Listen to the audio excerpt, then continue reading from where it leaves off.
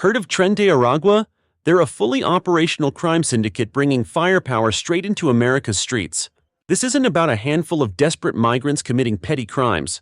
This is a well-organized Venezuelan cartel that built its empire inside a prison, spread across Latin America, and is now running a gun-trafficking network right here in the US. How did they get here so easily? The Biden administration's relaxed immigration policies opened the floodgates, letting these criminals slip in under the guise of asylum seekers. Instead of being stopped at the border, they've been handed a free pass, complete with sanctuary cities that protect them from deportation, even after they're caught. In this video, we'll talk about how Tren de Aragua is running an illegal firearms operation inside America, what guns they're smuggling, and why law enforcement is struggling to stop them. We'll break down the firearms they're moving: full auto Glocks, untraceable ghost guns, AR-style rifles, and tactical shotguns, along with the ruthless methods they use to sell them. If you think this is just a local crime problem, wait until you see the scale of this operation and the deadly consequences for everyday Americans. So, what's Tren de Aragua? Who the hell are these people? Well, we're not just talking about a handful of petty thieves crossing the border for quick hits. Tren de Aragua is a Venezuelan crime syndicate that grew from the bowels of Toccoran prison, a notorious hellhole where inmates ran the show instead of the guards. Inside those walls, the gang formed a twisted kingdom with luxurious perks like pools and clubs, all funded by extortion, kidnapping, and smuggling operations. When Venezuelan authorities finally launched a crackdown on Toccoran, Tren de Aragua didn't vanish. They scattered across Latin America, bringing their brutal tactics to places like Colombia, Chile, and Peru. And now they've set their sights on the United States. It didn't take long for them to find a way in. The Biden administration's relaxed immigration approach opened the door, allowing criminals to slip through under the guise of seeking asylum. Despite claims that they fled persecution, these thugs arrived ready to expand their empire into U.S. cities. Some were picked up at the border, but plenty made it through. Sanctuaries like New York and Los Angeles only made it easier for them to blend in, since local officials often refuse to cooperate with federal immigration enforcement. Even after arrests, these criminals walk free faster than an honest citizen can bail out a parking ticket. While lawful Americans work overtime to keep food on the table amidst record inflation, Tren de Aragua's members access public benefits, housing, and more, all while strengthening their gang networks. They're not satisfied with petty crime. They're trafficking high-powered weapons, connecting with local gangs, and setting up the same kind of fear-driven power structure they perfected back home. Their arrival isn't a random occurrence. It's a direct byproduct of an open border strategy that prioritizes political narratives over national safety. We've ended up hosting one of South America's nastiest criminal outfits, and they're just getting started. The next step? Building an arsenal that puts everyday Americans at risk. Tren de Aragua wasted no time setting up an underground arms network in the United States. They used encrypted messaging apps, middlemen in different states, and a chain of illegal suppliers who never ask questions. Before long, entire shipments of stolen or illegally purchased firearms were traveling from states like Texas and Florida to big city hubs in New York. Some guns changed hands multiple times to muddy the paper trail, making it all but impossible for law enforcement to pin down their origin. Unlike law-abiding citizens who submit to background checks and fill out stacks of paperwork, these gangsters bypass every safeguard. Straw buyers with clean records purchase multiple guns, only to hand them over to Tren de Aragua for a tidy profit. Others funnel in stolen weapons from break-ins or cargo theft. Then there are ghost guns, kits that arrive without serial numbers and can be assembled with basic tools in a cramped apartment. No ID, no questions, no registration. The sheer brazenness of their methods might surprise you. These deals often go down in broad daylight, sometimes in parking lots or near gas stations. Cash rules everything. Nobody logs a receipt and nobody reports suspicious sales. When occasional arrests happen, bail reform and lenient prosecutors in certain jurisdictions free these suspects in a matter of days, if not hours. This revolving door fuels the gang's confidence. They see our legal system as a joke, a minor hurdle at worst.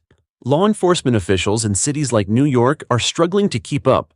Seizing a few dozen illegal guns here and there might make headlines, but it barely scratches the surface. For every weapon confiscated, countless others remain on the street. Tren de Aragua moves fast, communicates through secure channels, and adapts to every crackdown. They're not just dabbling in side hustles. This is a professional, full-scale gun trafficking operation. The next thing to consider is what sorts of weapons they're dealing, and why that matters to every American concerned about crime and self-defense. Tren de Aragua isn't dealing in rusted revolvers or single-shot antiques. They're moving the kind of weaponry that dominates modern firefights. Handguns are their mainstay, especially Glocks and maybe Glock clones in 9mm or 40 caliber that can be modified with illegal switches to fire full auto. They're also hauling AR-style rifles chambered in 5.56/223. These are mostly from American tactical imports. Some are AR pistols with shorter barrels to give them rifle-level firepower in a highly concealable compact frame. Others are full-length rifles favored for their range and accuracy. And yes, shotguns are part of the package too. Photos of mag-fed semi-auto shotguns surface online. One looks like a Saiga 12, though we have no confirmation on that. It could very well be an SDS Imports Lynx 12, which is a budget version of the Saiga 12. These are capable of super-quick semi-automatic fire and can tear through walls and doors like they're made of tissue paper. Loaded with buckshot or slugs, these firearms deliver devastating damage at close range. These aren't the tools of a casual robber looking to snatch a purse.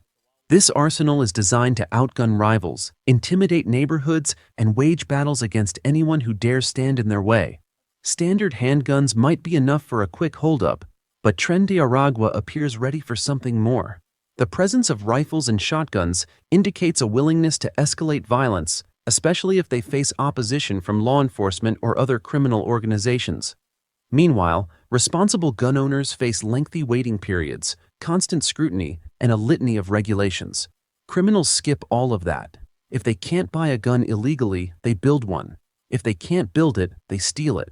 The reality is that no piece of gun control legislation stops hardened gangs from arming themselves. Tren de Aragua's firepower is a grim reminder that criminals will always find a way to get what they want. The bigger question is how they manage to get here and flourish so easily. There's a reason Tren de Aragua found a warm welcome in our country. Weak border enforcement and lax immigration policies created the perfect environment. By the time they arrived, they already knew how to exploit asylum rules, vanish into major population centers, and rely on sanctuary policies to keep the feds at arm's length. The result? A violent Venezuelan cartel treated like mere refugees when they were really criminals looking for new territory. Under the Biden administration, border security took a back seat to political optics. Officials claimed compassion as the driving force, but it served as an open invitation for gangs like Tren de Aragua. Catch-and-release policies allow criminals to slip away after initial processing, and local jurisdictions refuse to honor ICE detainers if they call themselves sanctuary cities. While some might see this as humane, it ends up shielding violent offenders. Law enforcement can't effectively coordinate across federal and local levels, so these gang members slip through the cracks. Trump-era policies, for all their controversy, made criminal aliens a top deportation priority. Gangs like MS-13 and Tren de Aragua knew they'd face immediate expulsion or criminal prosecution if they were caught. That hard stance didn't eliminate the problem, but it certainly kept networks from ballooning to their current size. The change in leadership brought a pivot in strategy, and foreign criminals took full advantage. Tren de Aragua is part of a growing wave of international syndicates seeing the U.S. as a ripe market for expansion. Each time a gang sets up shop here, more illegal weapons hit the streets and more corners fall under violent control. Their guns don't remain in their own circles either. They sell to other criminal outfits, fueling a broader cycle of violence. While law-abiding folks get entangled in bureaucratic red tape to buy a single handgun, these syndicates funnel in entire stockpiles without blinking an eye. It's a system that punishes honest citizens and rewards lawbreakers. And if we continue down this path, Tren de Aragua won't be the last foreign gang to carve out a piece of our neighborhoods. So, what's next? Tren de Aragua's presence highlights a larger crisis that isn't going away on its own. Even when law enforcement manages a high-profile gun bust, the supply chains remain intact and the gang adapts. They use encrypted platforms, switch burner phones, and stash firearms in locations that can be cleared out in minutes if the heat gets too intense. As soon as one route is compromised, another opens up. Ghost guns add another thorny layer. Anti-gun activists keep pushing to ban build kits or impose more regulations on lawful owners, but none of that deters professional criminals. Tren de Aragua doesn't buy firearms at local gun stores. They rely on clandestine networks and crooked intermediaries. By the time authorities catch wind of a shipment, the guns have already changed hands multiple times. That's why standard law enforcement tactics struggle to make a serious dent. Efforts to track or trace these weapons often hit dead ends because of how carefully these criminals operate. A stash of rifles might be split among 3 different states before it's distributed to local crews. Cash transactions leave no paper trail, and witness intimidation keeps locals silent. Some in government respond by proposing more gun control, ignoring the fact that criminals simply won't comply. Meanwhile, everyday Americans face an endless parade of regulations that do little to combat gangs who laugh at the law. Realistically, dismantling a group like Tren de Aragua demands more than routine busts. It calls for tighter border security to stop new recruits from pouring in, aggressive prosecution of ringleaders rather than low-level lackeys, and a willingness for local authorities to work hand-in-hand with federal immigration and law enforcement agencies. If the current approach continues, where criminals hide behind sanctuary policies and weak penalties, expect the violence to worsen. The guns are already here. The cartels are emboldened, and the clock is ticking. Either we take this threat seriously now, or we let groups like Tren de Aragua expand their influence at our expense. Tren de Aragua isn't just another name in a police report. They're a living example of what happens when foreign crime syndicates discover that our borders are soft and our enforcement is toothless. This gang originated in a Venezuelan prison so corrupt and lawless it allowed them to build a powerful operation behind bars. After spreading across South America, they looked to north and found a country ripe for exploitation, complete with big cities that protect them under the banner of sanctuary policies. Now they're here, flooding our streets with illegal guns, full-auto handguns, ghost guns, AR-style rifles, and shotguns designed for maximum carnage.